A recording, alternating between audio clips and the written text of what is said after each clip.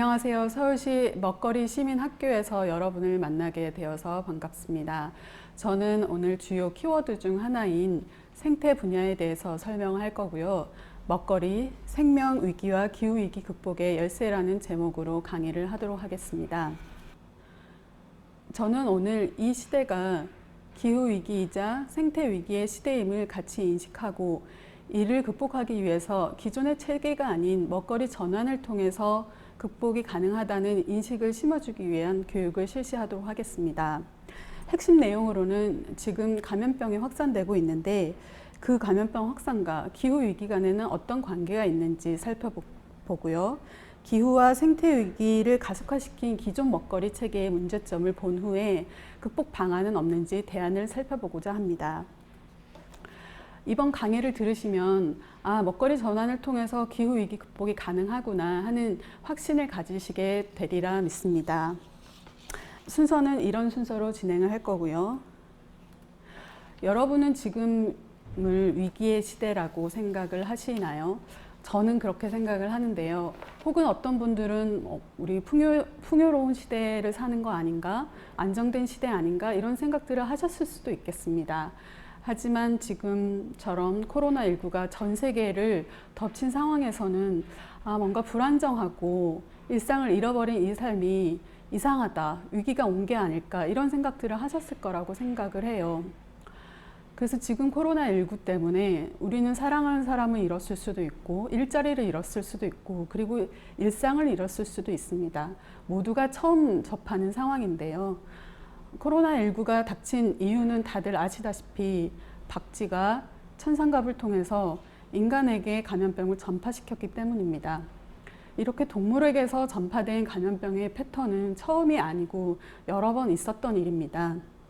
이미 지난 20년간 발병한 감염병 중에서 60%가 동물에게서 전파가 되었고 그 중에 75%가 야생동물이라는 통계 자료가 나와 있습니다.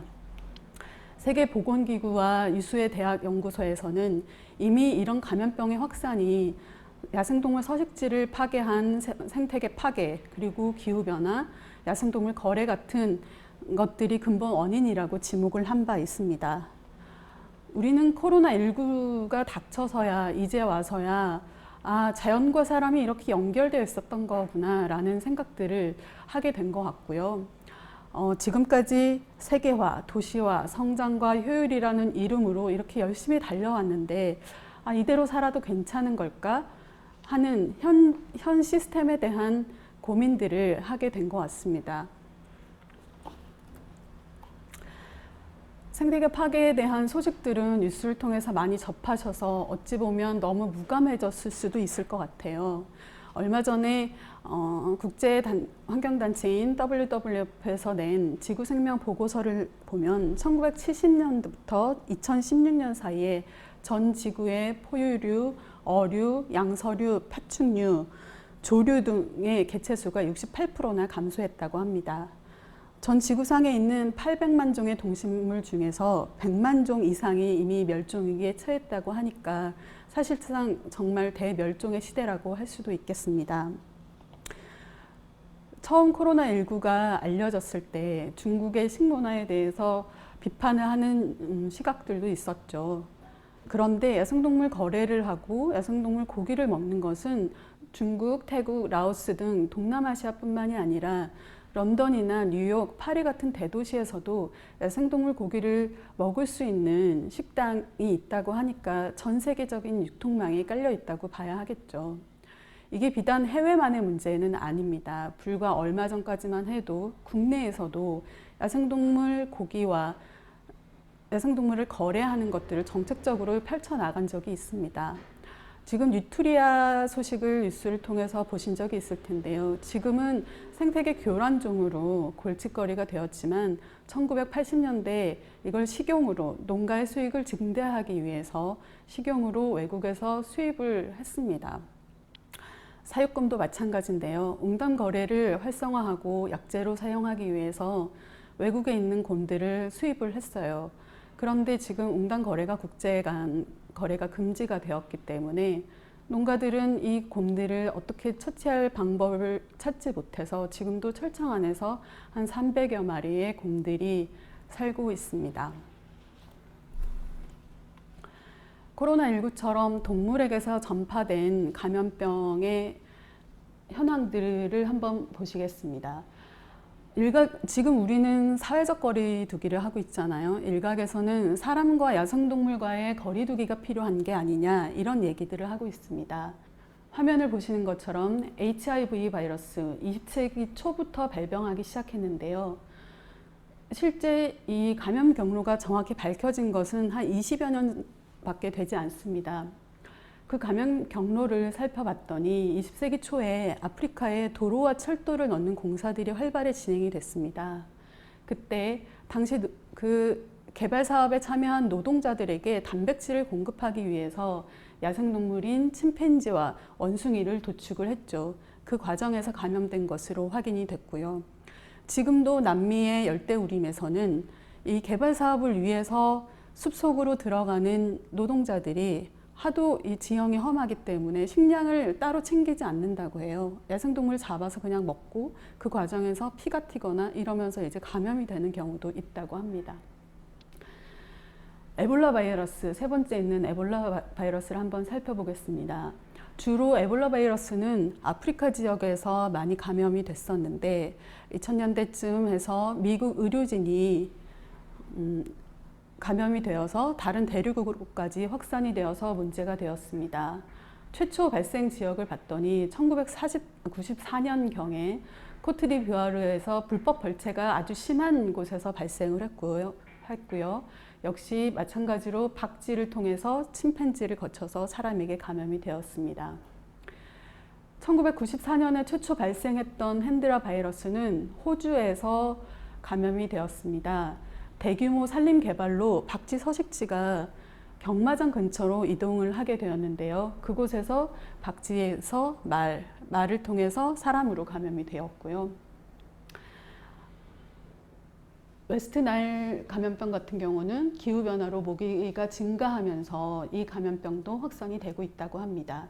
인간에게 전파되는 감염병의 25%가 댐과 공장 건설에 영향을 받았다는 연구 자료도 있습니다.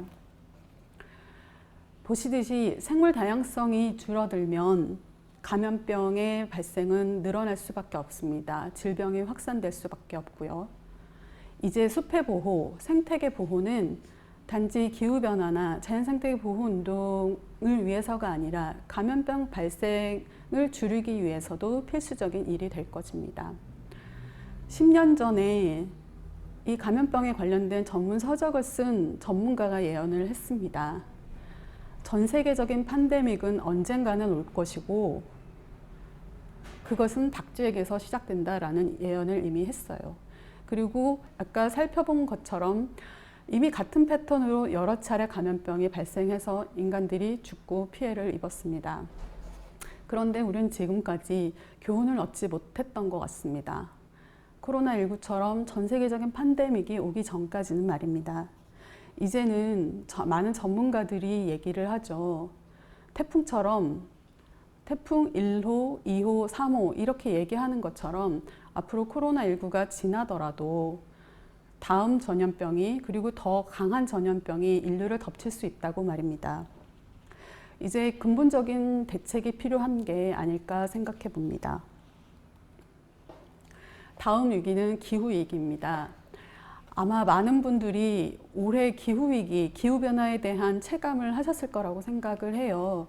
특히 이제 한국에서는 이 그림에 보시다시피 6월에 시작된 장마가 54일 동안 지속이 됐는데요. 이 비의 이름은 장마가 아니라 기후위기입니다. 이 말은 이번 장마 기간 동안에 SNS에서 많은 호응을 받았던 문구입니다. 올해는 한국뿐만이 아니라 지금 전 세계가 기후위기의 징후들로 곤욕을 치르고 있습니다. 북극권에는 영구 동토층이 있는데요. 2년 이상 이제 녹지 않고 계속 얼어있는 땅들을 말하는데 여기에는 수만 년 전에 죽은 동식물들 그리고 그때부터 쌓여있는 대기 중에 이산화탄소가 이 안에 녹아 있습니다. 말 그대로 영구 동토층이기 때문에 이 지역은 이 땅이 녹지 않을 것을 전제로 하고 이 위에 도로, 철도, 기반 시설들이 다 세워져 있습니다. 올해 러시아에서는 영구 동토층 위에 세워진 발전소가 무너지면서 기름이 유출된 사건도 있었습니다. 영구 동토층에는 아주 많은 이산화탄소와 그리고 동식물들이 부패하면서 내뿜는 메탄가스가 포함이 되어 있어서 만약에 이 동토층이 녹게 된다면 이산화탄소와 메탄이 대기 중으로 배출되면서 심각한 재앙을 불러일으킬 것이라고 하는데요. 우리가 1.5도를 막아야 한다, 2도 상승을 막아야 한다라는 얘기들을 많이 들어보셨을 텐데요. 이런 계산 안에는 영구 동토층이 녹아서 내뿜는 메탄가스와 이산화탄소의 배출량은 포함되어 있지 않습니다. 그렇기 때문에 더 많은 과학자들과 시민들이 우려를 할 수밖에 없고요. 그리고 이 시베리아 지역의 6월 기후 최고 기온이 38도를 기록했습니다. 시베리아는 원래 추운 지역이잖아요. 이제 더 이상 그런 말들이 통용되지 않는 시대를 우리는 살아가고 있는 거죠. 이 사진은 저에게도 꽤 충격적인 사진이었는데요. 올해 9월 샌프란시스코의 모습입니다. 캘리포니아 대형 산불의 영향으로 공기가 가라앉아서 음울한 분위기가 만들어졌는데요. 미국인들이 이때 심리적인 충격을 많이 받았다고 해요. 우리 앞으로 계속 이런 시대에 살아야 할까? 이런 날들이 지속이 될까? 이런 생각들을 하지 않을 수 없는 사진인 것 같습니다. 영화의 한 장면 같죠. 안타깝게도 호주 국민들은 지난해 이런 일을 겪었다고 해요.